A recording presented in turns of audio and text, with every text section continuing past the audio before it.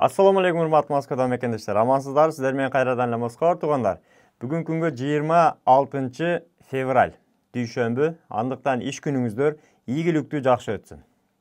Эгерде биздин каналда биринчи жолу болсоңуз, албетте катталып кетиңиз. Анткени мигранттар боюнча эң жакшы жаңылыктар, эң алдыңкы жаңылыктар биздин каналдан күнүгө чыгып турат. Бизди колдоп бирден лайкты басабыз, бүгүнкү чыгарылышты баштайбыз. Акыркы күндөрү биздин баягы Москва деген телеграм каналда биздин мекендештердин көпчүлүгү выдворение 18-8 боюнча көп сүйлөшүп калды. Кээ выдворение алып, штраф төлөп Кыргызстанга чыгып кетти, кайра келсек болобу? Же чегарага барып бир чегарадан кирди чыкты кылып кайта келип иштесек болобу? Кандай болот? Ошол негизи эле списокти текшерсе болобу? Кандай мүмкүнчүлүктөрү бар деген суроолор ар бир эле биздин мекендешти кызыктырат. Бүгүн ошол боюнча сиздерге колдон келишинче маалыматты беребиз. Андыктан биз менен акырына чейин болуңуздар. Негизи эле 18-8 статьясы менен выдворение болгон, негизи выдворение деп жазылган протокол менен кеткен биздин мекендештерге айтарыбыз эң биринчи ошол эгерде колуңуздарга протоколду алсаңыздар, сөзсүз түрдө ошону Россиядан чыкпай туруп, Москвадан чыкпай туруп, сот аркылуу обжалование кылдырып алганыңыздар өтө оң. Себеби эгерде обжалование жазбасаңыздар, ошол выдворение күчүнө кирген болсо, сөзсүз түрдө сиздер чорный списокко түшөсүздөр. Выдворение деген сөз бул границадан чыгып кеткиле деген сөз да.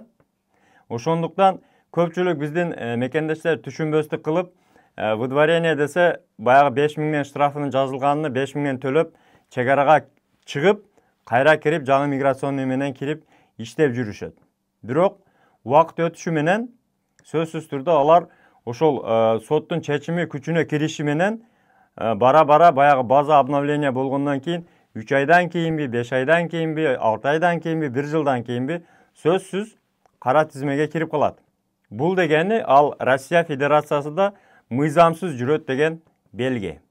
Эгерде ошого чейин деле, мисалы 18-8 статьясын алып, чегарага барып, кайра келип иштеп жүрсөңүздөр, регистрация кылдырган болсоңуздар, регистрация өзү базага түшүшү мүмкүн. Эгерде сиздер ошол соттун чечими ишке ашып, күчүнө кирип, базага кире элек болсо, чорный списокко түшө элек болсо, жүрсөңүздөр болот. Бирок ошол учурда эгерде полиция кызматкерлери сиздерди кармаган болсо, сөзсүз түрдө базадан текшерип, эгерде ошол выдворение боюнча сиздин протоколуңуз менен соттун чечими болгон болсо, через Сахарова уже принудительный выдворенияга түшөсүздөр туугандар. Андыктан негизи эле ошол группада кээ бирлер айтып жүрөт, Кыргызстанга барып кирип дагы эле иштеп атамын, анан чегарага барып келип кайрадан эле иштеп жүрөмүн дегендердин көпчүлүгү бар убакыт өтүшү менен, база жаңыланышы менен ошол чорный списокко түшөт. Ошол кара тизмени кантип текшеребиз деген көпчүлүк биздин мекендештер сураган, кантип текшерсе болот, кандай жолдору бар деп. Негизи эң таза, эң туура жолу МВД аркылуу запрос берип сураган жакшы. Негизи ошол запрос менен официальный баягы кат түрүндө, кагаз түрүндө берсеңиздер, сиздерге жооп келет. Ошол баягы базасы менен базанын аныктыгы сиздерге колуңуздарга тиет да, ошол жерде чындыгында барбы же жокпу деген. Ал эми кара тизменин дагы интернет аркылуу текшере турган дагы бир жолу бар. Сиздерге азыр компьютер аркылуу көрсөтө кетебиз. Себеби компьютерде чоңураак көрсөтөт экен, телефондо деле ошентип эле текшерсеңиздер болот. Туугандар, интернет аркылуу сервиси ГВМ МВД РФ деген сайтка киребиз. Ошондой деп жазсаңыздар чыгат. Андан кийин бул Главное управление по вопросам миграции. Ушул жерде неразрешение выезда деп турат, ошол кимдерге киргенге мүмкүнчүлүк жок. Бул жерде список чыгат туугандар. Мына бул жерде жазылып турат: ответ на ваш запрос носит справочный характер деп. Бул негизи эле справка катары чыгат. Бул жерде биздин мекендештердин көпчүлүгү, мисалы 6 ай, 1 жыл ошондой көп убакытта уже база жаңыланып, кайра жаңылангандан кийинги гана фамилиялар көрүнүшү мүмкүн. Кээ бир жаңы выдворение болгон, мисалы 6 айга чейин, жарым жылга чейин, 3 айга чейин болгон выдворениялар бул жерде көрүнбөшү мүмкүн туугандар. Дагы эскерте кетебиз, так маалыматты алыш үчүн сөзсүз түрдө кагаз түрүндө запрос бериш керек. Интернетте бул справочный характер. Эгерде ушул жерде көп убакыт өткөн болсо гана чыгышы мүмкүн. Бул жерге мына фамилия деген жерге фамилияңыздарды латын тілінде жазасыздар. Имя латинский тілде жазылады, алфавитте. Андан кейін орысша жазсаңыздар болады. Фамилия, имя, пол, дата рожденияны жазасыз, сөзсіз. Гражданство Кыргызстан. Бұл жерде Кыргызстан жоқ, Киргизия деп жазасыздар. Тип документа национальный паспорт гражданина государств участников СНГ деген. СНГ дегендің национальный паспортыға баяғы біздің ID картабыз жазылады. Егерде загран болса, заграничный паспорт қойылады. Национальный заграничный паспорт қойылады. Андан кейін номер документа сөзсіз қойылады. Анан ең қиын жері туғандар, мына код с картины деген. Кейбір тамғалар, кейбір цифралар бері-біріне оқшош, мысалы 3 менен Z оқшош, ошондой адашулар болмаса кодтор алмашып турат. Егерде ушул картинкадагы, ушул сүрөттөгү код туура жазылган болсо, отправить запрос кылабыз.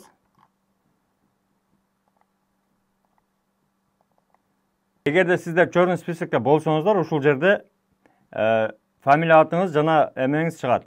Данныйларыңыз чыгат чорный списокте деп. Эгерде чорный списокте жок болсо, на данный момент не обнаружено деп чыгат. Не обнаружено деп.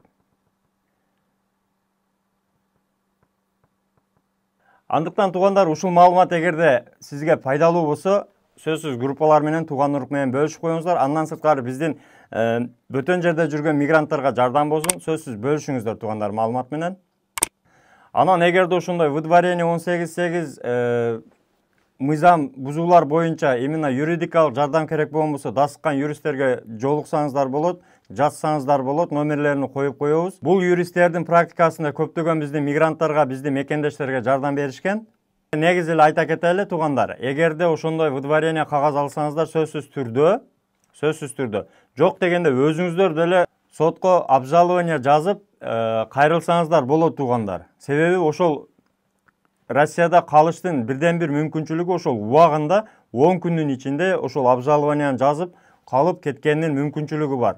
Ошондо гана таза чорный списокко түшпөйсүздөр тугандар. Биздин көптөгөн мекендештер ошол билбестиктен күйүп калган, себеби алар кетип Кыргызстанга барып кайра келгенде аэропорттон өтпөй калган күндөр болгон. Андан сырткары анча-мынча границага өтө албай калган биздин мекендештер бар. Андыктан ошол акчаңыздарга, убактыңыздарга күйүп калбаңыздар, алдын алыңыздар тугандар.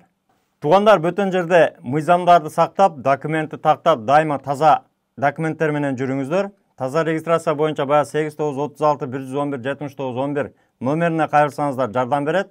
Бөтөн жерде бөөдө кырсыктан, куру дооматтан, беажал өлүмдөн Аллахым сактасын. Үй бүлөңүздөр менен тынч болуңуздар, ден соолукта болуңуздар, тапканыңыздарга береке болсун. Ар бир мекендешибиз өзүнүн мекенине эсен-аман жетиштикти Аллахым насип этсин. Аман болуңуздар тугандар.